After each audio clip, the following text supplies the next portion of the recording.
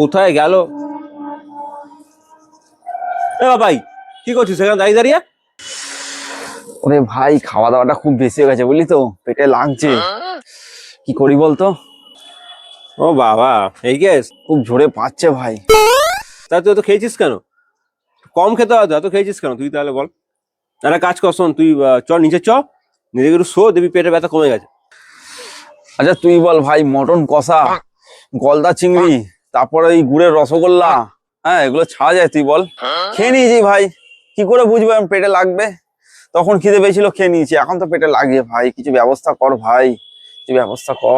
ও ঠিক আছে, সে বুঝতে পারলাম। তাহলে একটা কাজ কর, তুই চ নিচে চ, আমি অয়নদার সাথে কথা বলে নিচ্ছি। অয়নদা নিচে করে করে নি, পেট ক্লিয়ার করে নিবি। চ নিচে আয়। এ ভাই দাঁড়া, যাস না, শোন শোন শোন শোন শোন। আরে নিচে অনেক অনেক মেয়েরাও আছে ভাই, ওখানে আমি যেতে পারবো না ভাই। লজ্জার ব্যাপার, বোঝার চেষ্টা কর। আমি এক কাজ করি, বরঞ্চ এখানেই করে দিই। হ্যাঁ কিছু মনে করিস না ভাই, আর কিছু বলিস না কাউকে, ঠিক আছে? আমি ভাই কিছু মনে করিস না ভাই। হ্যাঁ ভাই। আরে ভাই কি করছিস রে ভাই?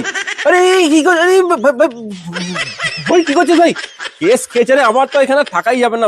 আমি পালালাম ভাই, পালালাম।